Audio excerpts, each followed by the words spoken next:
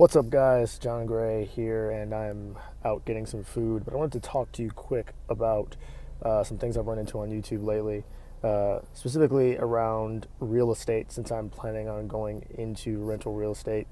Once I have built the capital, and wanted to get people's thoughts on what I've seen. So, all of the gurus in the real estate industry right now, especially on YouTube, are all really about getting into real estate super fast and doing it at all cost, at any cost. Borrowing the money, doing whatever you got to do to get that first rental property, and then get that income coming in. And I have a very different philosophy on it. I'm more in line with Dave Ramsey on paying cash for your rentals.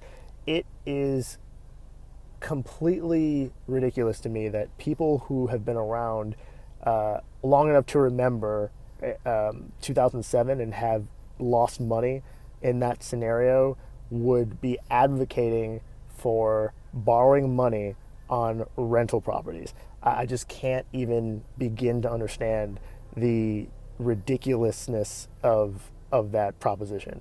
And let me give you an example as to why I think it makes more sense to save up, pay cash, regardless of your situation, than to borrow money. 2007, right? There was a lot of people who had a lot of rental properties. Let's just say, for example, we have a fourth of what happens in 2007, right? So let's just say you, as an investor, you've snatched up 5 rental properties, and you have modest mortgages on all of them, maybe $300 a month per rental. So altogether for 5, that's $1,500 a month. Let's say 2 of your renters, because of the economy, let's say they lose their jobs, something happens, you're now on the hook for the additional $600.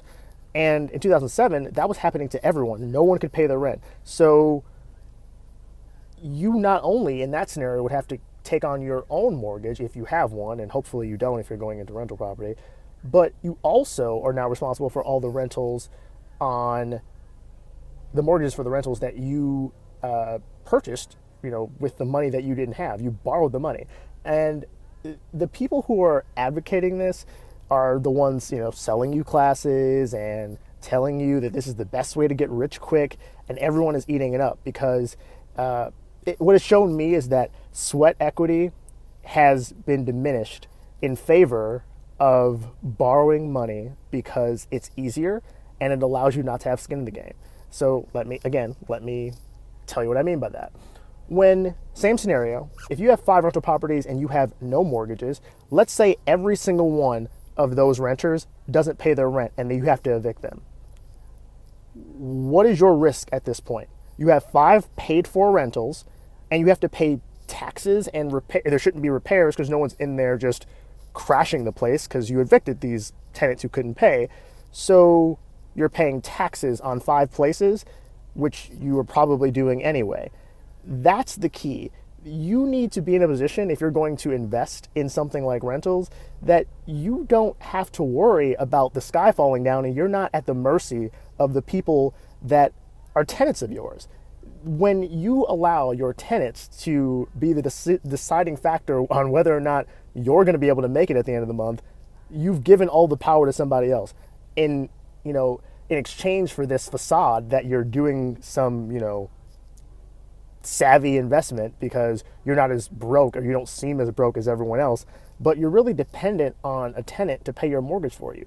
So wouldn't it be better if you didn't sacrifice your financial security? Some of you have families, some of you have, children who are depending on you to be the providers. Why in the world would you put yourself in a position to potentially bankrupt your family and cause them, irreparable harm just to jump into the real estate market, 2 or 3 years before before you're ready? If you just taken that 2 years and saved up your income and, cut back on the lifestyle, you probably could have paid cash for 1 or 2 of those rentals. But no one wants to do that. Everyone wants to jump in and borrow everyone else's money because it's easier to, borrow and then not have to put in your own money in.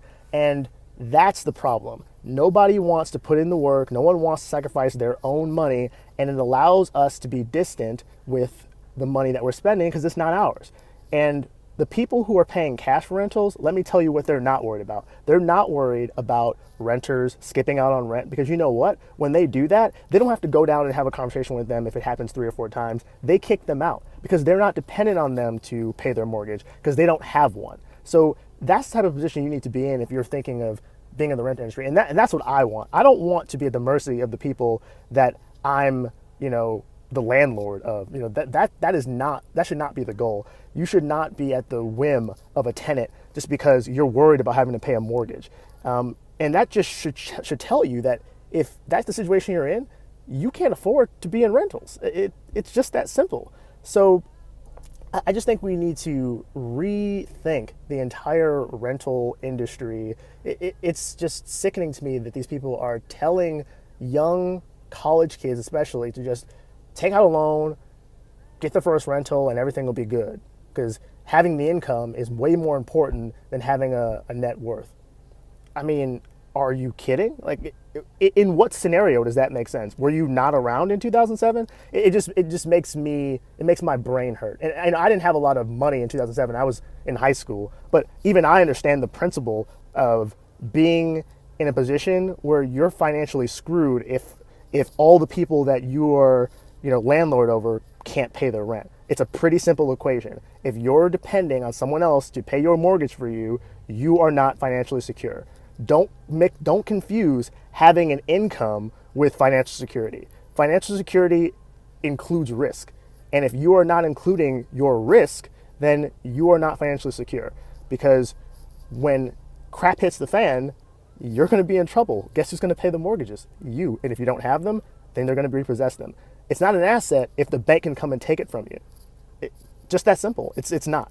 So please think about the sweat equity and how important that is. If you can just put in the time and be patient, those are the two things that are going to serve you well, and I think that are going to serve me well. And again, I'm going to continue to document it. I'm going to continue, because I know there's going to be people who are saying, you're leaving money on the table by, just saving money in an account for 2 years and not doing anything with it. You should be investing it. You should be, borrowing the money from the bank because they're basically paying you to get into rentals. Well, my family's financial security is not worth 3% or 2 extra years in the rental game. Sorry, it's not. It never will be. And some of you are playing this, game with the bank to see if you can just maneuver them, and if you can just keep renters in there, then everything will be fine. It's going to blow up in your face eventually. And when it does, I don't want to be the person to say I told you so, because this channel isn't about that. This channel is about helping people and, having my financial journey documented. But there are so many people who are just eating up this game that these rental people these gurus are playing, and saying, we're just going to borrow the money and, not putting it in any other time. So if you're getting into the rental game for the purposes of getting, building a legacy for your children, and you're doing it on borrowed money, it's not a legacy. It's simply not. You're leaving them a potential disaster. So please, please, please consider that when you hear someone on a YouTube video, and even me. Please run the numbers on it if what I'm saying makes sense. Think about what situation you would be in if 5 renters that you had, in the scenario that I gave you, if 5 renters didn't pay you for 6 months. Could you survive if you had 5 mortgages versus if you own those properties and just have to pay taxes on them? Please do the math. And if I'm wrong, if you think the better option is to go with mortgages, fine, this channel isn't for you.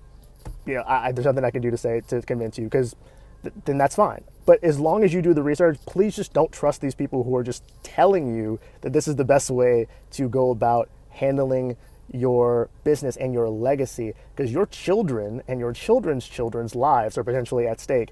And if you're willing to hand over the keys to your house to the bank, then you aren't financially secure.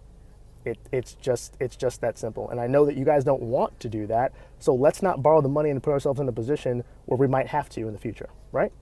I think it's simple.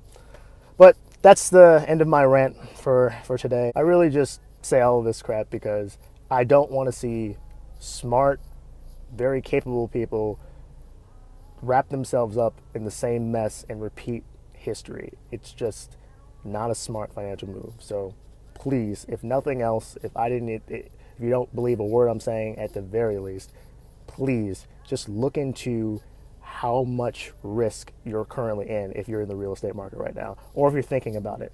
Think about what would happen if everybody stopped paying right now. That's all I ask. All right? But that's it for today. I got to get some food. Thanks for listening.